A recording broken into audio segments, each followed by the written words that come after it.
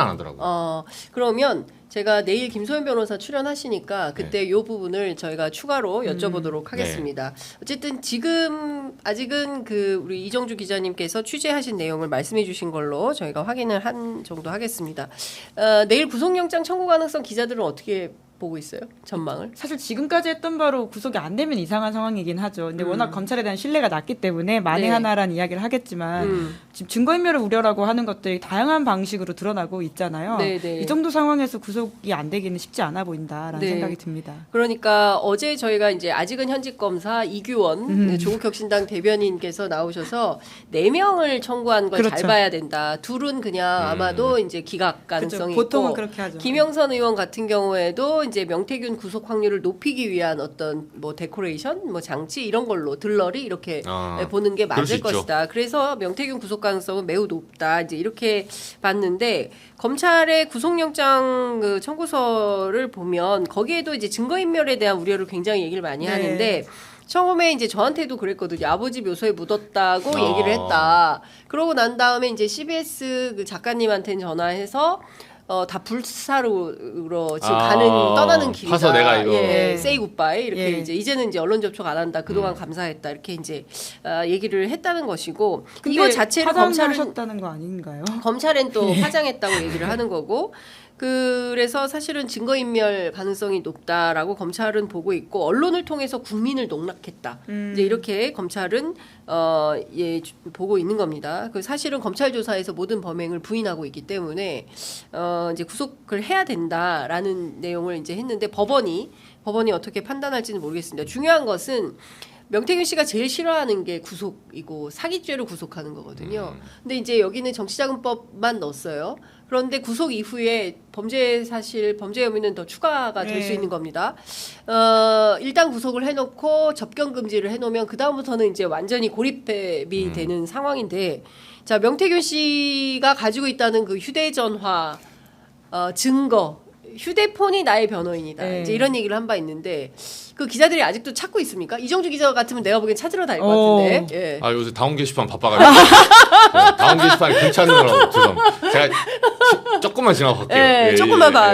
다운 게시판 조금 지나요. 영장 실질심에 나오고 나서 바로 움직이겠다. 바로 내려가 볼까. 게시판 찾느라 죽겠네요.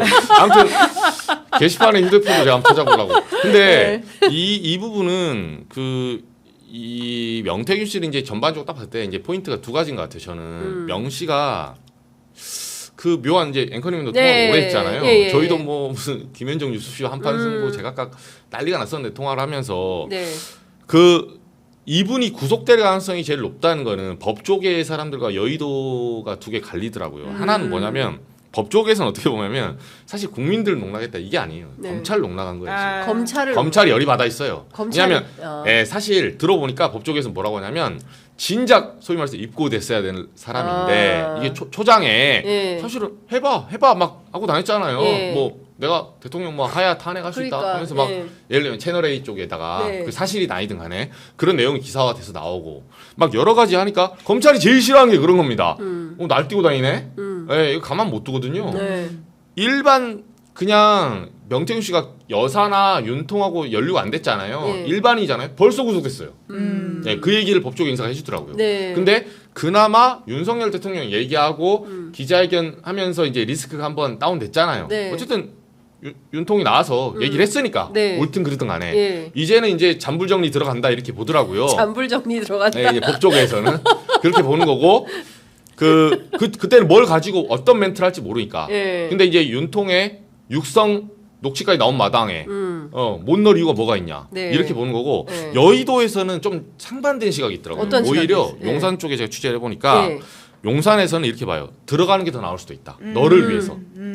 명태균 너를 위해서 들어가라. 잠깐 쉬다 가라. 그러니까 오히려 빠른 구속과 함께 네가 가라 하와이 뭐 이런 분위기인데. 그래서 이게 일종의 꼬리 자르기 그 논란도 나와요. 빨리 이 사람이 좀 좌충우돌한 게 있거든요.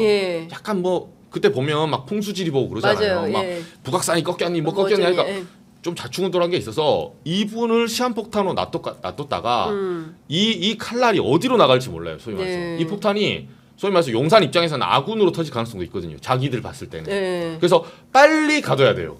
그래서 명태균 씨에게 그런 설득의 시그널을 하는 거죠. 네. 당신도 좀 들어가다가 그럼 나중에 적당히 시간 지나면 집행유예 때리고 네. 뭐 나중에 사면복권 해주면 되지 않겠냐 가석방 해주고 네. 이런 식의 예를 들면 시나리오가 제가 이제 여의도 정치권에서 들은 말이에요. 네. 싼 티켓 끊어줬다. 네. 소위 네. 말하는 그런 그죠? 이야기죠. 지금 네. 빨리 네. 들어가면 네. 야 싸게 하고 치자. 네. 근데 너 버틴다? 너 징역 나온다 이제. 네. 이제 이렇게 나름대로 바깥에서 플리바게닝을 하고 있는 거예요 지금 바깥에서.